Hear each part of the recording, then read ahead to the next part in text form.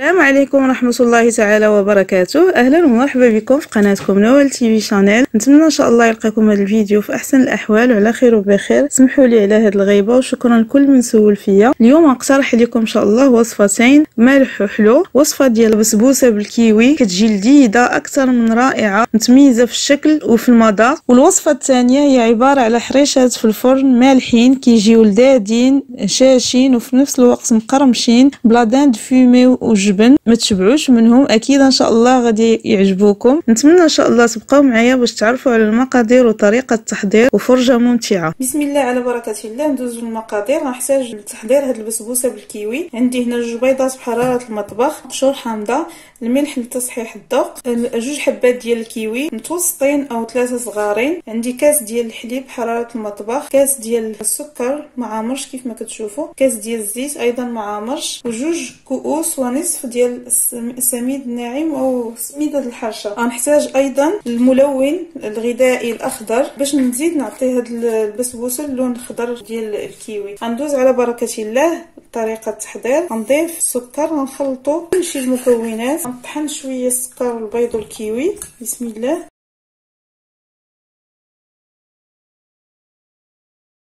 من بعد ما طحنت السكر مع الكيوي والبيض غنضيف الحليب والزيت ايضا.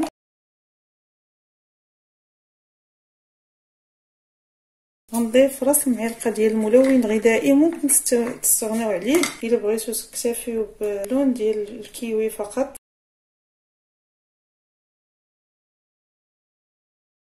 غنضيف دابا السميد الناعم، غنخلي تقريبا ربع كاس، ما نديرش دوك 2 ونص كامل تنشوف القوام ديالها. وغنضيف ايضا الخميره، 2 ساشيات ديال خميره الحلويات. ممكن تديروا غير في هذه المرحله السميد وخميره الحلويات ديروهم غير بالضراب اليدوي. بسم الله.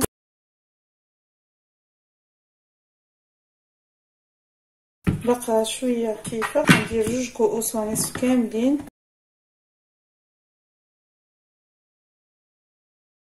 وغندوز باش نصبها في مول اللي غيدخل الفرن. عندي هنا صينيه الفرن اللي القطر ديالها تقريبا 26 ام 28 متاكداش سنتيمتر. بغيتوها ما تجيكمش عاليه ديروا مول اكبر من هكا 30 سنتيم. غندهن عندي بالزبده ومرشوش بالسميد الناعم. شفتوا معايا القوام ديالها كيفاش كيكون. غنصبها في المول وغندخلها للفرن اللي مسخن عندي من قبل على درجه حراره 180 حتى طيب من التحت، يكون مطفي من الفوق حتى طيب من التحت. عاد نشعل عليها طيب من الفوق. تقريبا كتستغرق ربع ساعه من التحت وشي 10 دقائق من الفوق. بسم الله.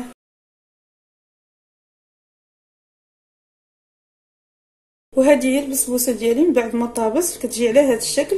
شفتوا معايا كتجي رطبه. الا بغيتو تسقيوها بالسيرو تسقيوها، بغيتو كنتو غتقدموها ديك الساعه تخليوها تبرد شويه، راه كتجي رطبه. داك الماء اللي في الكيوي كيرطبها، ما يحتاجش تسقيوها. الا كنتو غتخليوها مثلا درتوها في الصباح وتبقى حتى العشيه على خاطرها، ديك الساعه بغيتو تسقيوها بالسيرو اللي كتعرفوا كاملين كنحضروا بالماء والسكر ودوائر ديال الحامض يتغلاو فوق النار حتى كتطلع فيهم الغليه تقريبا 2 دقائق ولا، وكنطفيو عليهم وكنسقيو به البسبوسه. الا كانت سخونه السيرو بارد، والعكس الا كانت البسبوسه بارده السيرو سخون. نقلبها في طبق التقديم. شفتوا معايا انا ما غاديش نسقيها رطبه هشيشه بزاف، وحيت نقدمها دابا محتاجش نسقيها. هنا وجدت كريم باتيسير بنكهه الحامض. كنعرفوا ديجا انا نسمي البسبوسه بقشور الحامض، والكيوي كيتواتى مع المذاق ديال الحامض. حضرتها بربع لتر ديال الحليب مع معلقه كبيره ديال كريم باتيسير بنكهه الحامض. ممكن تستعملوا كريم باتيسير العاديه وديروا معها قشور الحامض. انا درت قشور الحامض ودرت كريم باتيسير بنكهه الحامض معلقه كبيره ومعلقه كبيره ديال السكر. خلطتهم حتى ما بقاش فيهم الشوائب ودرتو فوق النار ومع التحريك المستمر باش ما تحرقش لينا وباش ما تكثرش لينا هذيك الكريم باتيسير. تعقدت على هذا الشكل كيف ما كتشوفوا. طفيت عليها حيدتها من النار. دابا غنضيف عليها 4 القطع ديال الشوكولاته البيضاء ونصف علبه ديال الياغورت طبيعي. غنخلطهم حتى ينسجموا مزيان وغنعملهم فوق البسبوسه ديالي. وهذه هي البسبوسه بالكيوي اللي شاركت معكم اليوم. زينتها على هذا الشكل. من بعد ما درت فوق منها كريم باتيسير بنكهه نكهه الحامض. زينت لها الجوانب باللوز افيلي كيف ما كتشوفوا، ودرت فيها دوائر ديال الكيوي كتذكير انها ديال الكيوي، وباش نكسر هاد الصفوره وهذا درت فيها فريز من الوسط. نتمنى ان شاء الله تجربوا هاد البسبوسه الكيوي، كتجي لذيذه ومختلفه بنكهه الحامض والكيوي، ما تشبعوش منها، مختلفه على البسبوسات اللي موالفين كنحضروا. تحضروها للكوتي الفطور في الموائد الرمضانيه، تنوعوا بها. نتمنى ان شاء الله الى عجباتكم دعيو معايا وما تبخلوش عليا بالتعاليق ديالكم اللي كيشجعوني ويفرحوني، وتشاركوني التطبيقات ديالكم، وما تنساوش تشتركوا في القناه الا كنتم مازال ما اشتركتوا الى عجبكم المحتوى. نقطع معكم تشوفوا كيفاش كتجي من الوسط، كتجي هشيشه خفيفه. شفتوا معايا كيفاش كتجي السمك ديالها، كيفاش كيجي فيها داك اللوين الخضر ديال الكيوي اللي زدنا عززناه بالملون الاخضر. كيفاش كتجي رطبه، شفتوا معايا كيفاش كتجي، وكتزيد هذيك الكريمه كتزيد كتعلكها. والى فيديو مقبل ان شاء الله، استودعكم الله الذي لا تضيع ودائعه. ودابا ندوزو نحضروا الوصفه المواليه. نحتاجوا ليهم نص كيلو او 500 غرام ديال السميد رقيق، عندي هنا 50 غرام ديال الدقيق الابيض اي دقيق الفورس، عندي ملعقه كبيره ديال السكر حبيبات، ملعقه صغيره ديال خميره الخبز او خميره حبيبات، الملح حسب الذوق، عندي ساشي ونصف ديال خميره الحلويات، ونص كاس لار ديال الزيت مخلط ما بين زيت العود وزيت المائده، عندي هنا لاردان فيومي مقطعه، الزعتر مجفف مطحون، تقريبا 30 غرام ديال الجبن محكوك، الجبن احمر، زعتره، ثوم مجفف، الهريسه على حسب الذوق، الربيع، الزيتون مقطع، والماء ما دافي لجمع الخليط. غنبداو بسم الله على بركه الله بالنواشف، غنخلطوهم.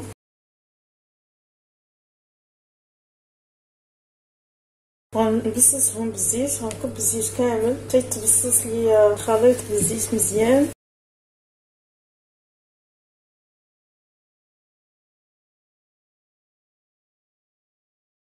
من بعد ما خدمت السميده مع الزيت مزيان، غنضيف المكونات اللي بقاو كاملين. ممكن لاردان فيني اللي ما كيبغيهاش ولا متوفرش عنده يعوضها بالثوم، علبه ديال الثوم.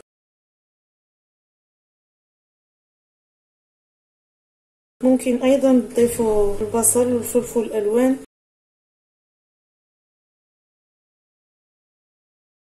وغنبدا نضيف الماء عبروق من الكاس، غنضيف الكاس الاول ثم الكاس الثاني،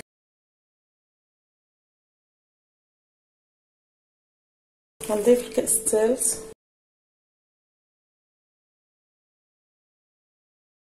نزيد بشويه كبوش كامل سنحصل على القوام اللي بغيت. نقدر كاسين ونصف يكفوكم على حساب النوعيه ديال السميد.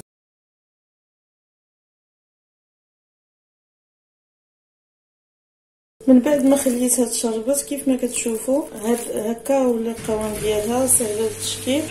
هنايا عندي سميد رقيق، كديروا الحجم اللي بغيتو.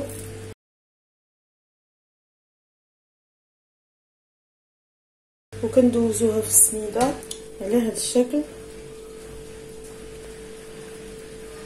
وكنحطوها في طاوه اللي مدهونه بالزيت او نفرشوا بورق الطبخ.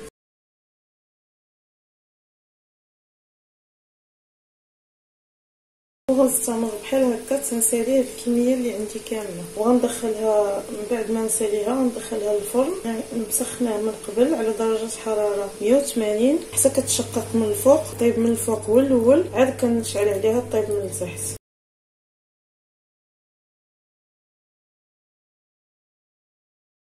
وهادو هما الحريشات ديالي. من بعد ما ساليتهم كيجيو على هذا الشكل كيف ما كتشوفوا، كيجيو محمرين ومشقين ورطبين.